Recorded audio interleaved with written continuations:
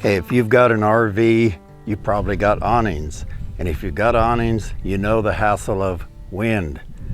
I mean, it's happened to all of us. If you're at a campground, seems like a nice calm day, you put your awnings out, you think, oh, we'll just go for a short hike or we'll go down to the pool or whatever, and all of a sudden the wind kicks up. If it blows much more than 15 or 20 miles an hour, you're in danger of this whole assembly flipping over your RV and destroying everything, and that can get expensive. So I got a couple solutions for you. I'm gonna tell you a way to help keep that wind from getting you right after this.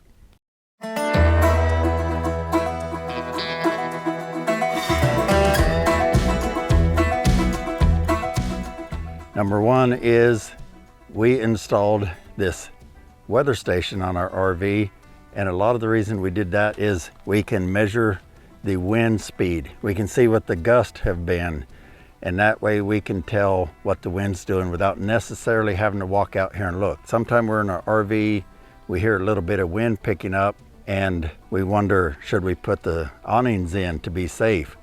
And there's been a number of times we put it in and realized the wind really wasn't blowing enough to be concerned. So we put this weather station up here. So of course it does more than that. It also tells the outside temperature, the humidity. It's got a rain gauge on it. It's got a direction that the wind's coming from, which could be helpful on the awning situation. If it was coming from the other side, it's probably not going to hardly affect this side at all. It also is solar powered and has a battery in it so that you've always got power, and it works off of Bluetooth. Now we hooked this thing up, and honestly it was just like that quick. It was working, telling us what we needed to know, and it's been really helpful. It also tells you things like, you know, how many layers of clothes you might need to put on that day. And when it's time to go hiking, you know what that temperature is. Now the one we installed, I'm going to put a link to it in a description down below. This one was just over $100. It was under $150, I forget exactly where. It's really easy to install. I put it up here on our ladder, and it took me about 10-15 minutes. Now I installed mine to this big chunk of wood I got up there that I also used to install our Starlink, but it comes with a clamp, so you can use a pipe clamp and just clamp it to your ladder.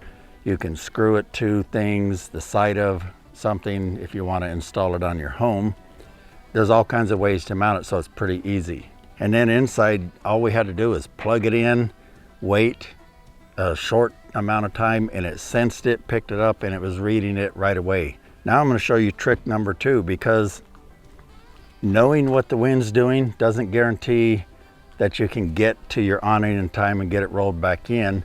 So I wanted a little layer of safety here, because last thing I want is to destroy these. We really like these. Back in, get out of the sun. They look nice. They help keep the RV cooler in the daytime when it's summertime. So they're really nice to have out. So I came up with another little safety trick here. What I did is I picked up these water weight bags. You just fill these up with water, and they got a pretty decent amount of weight to them. So then I tied some rope to them, and all you have to do with these is, once you get them set up the first time, they go pretty quick. I bought these cheap carabiners. You can pick these up for like $2 at like Harbor Freight. I'll see if I can put a link to Amazon, if they have them on Amazon, down below right in the description.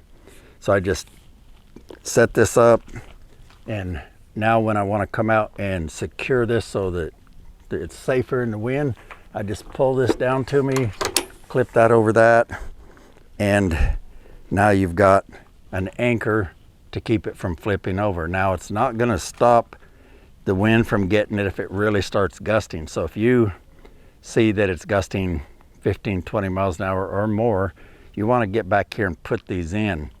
But in the meantime, it gives you a little safety margin. Now if you don't want to do the water weighted bags, you can also take some tent stakes. These are pet stakes, but I like the way they can screw into the ground and hold better. Do the same thing, run your line out to that, anchor it. And so far we've used these for about a week, and they've worked great.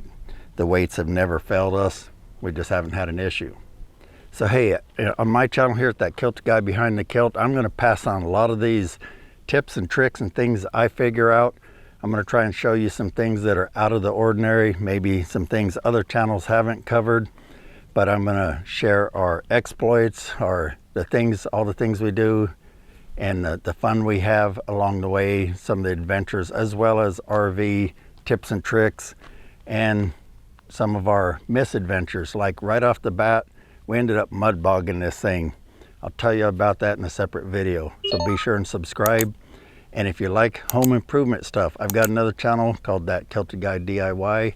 I'll help you. I've got 240,000 subscribers. I'm there to help you with your home improvement projects. In the meantime, here's some other videos that might help you out. And I look forward to seeing you on that next video. Take care, everybody.